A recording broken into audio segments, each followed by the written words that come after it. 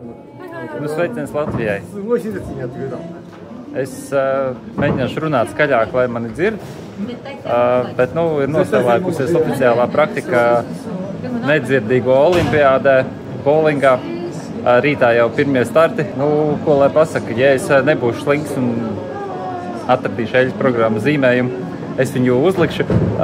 Bet, jā, eļļas programma ir 45 pēc, 23,3 ml.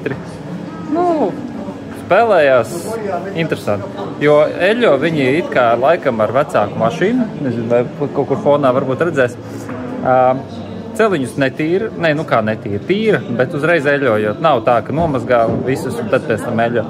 Tāpēc tās reakcijas būs interesants. Mēs tikko praktiku, protams, beidzām, tad tagad tu būs nākamie.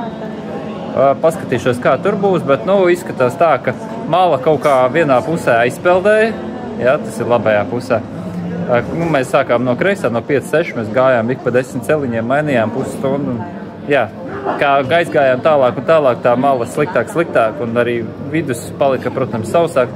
Un izskatās, ka te uratāni varbūt ne tik ļoti daudz būs, bet gan jau, ka kāds ar viņiem metīs.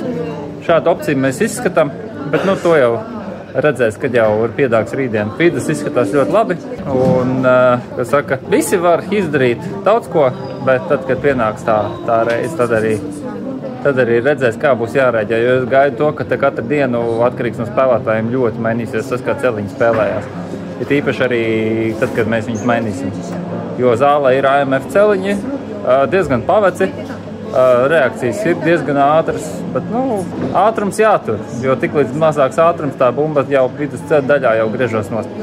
Tas ir tas, ko es redzēju šodien, kā būs rītā, kā būs tagad šajā maiņā, nedaudz paskatīsimies. Viesnīca tālu, 28 km jāgaida autobus, tā kā tāpat vien ir ko darīt. Bet jā, sekojam līdzi, cik varēšu, tik es padalīšos ar informāciju. Labi, turam īkšķus un gaidām kaut kādus rezultātus.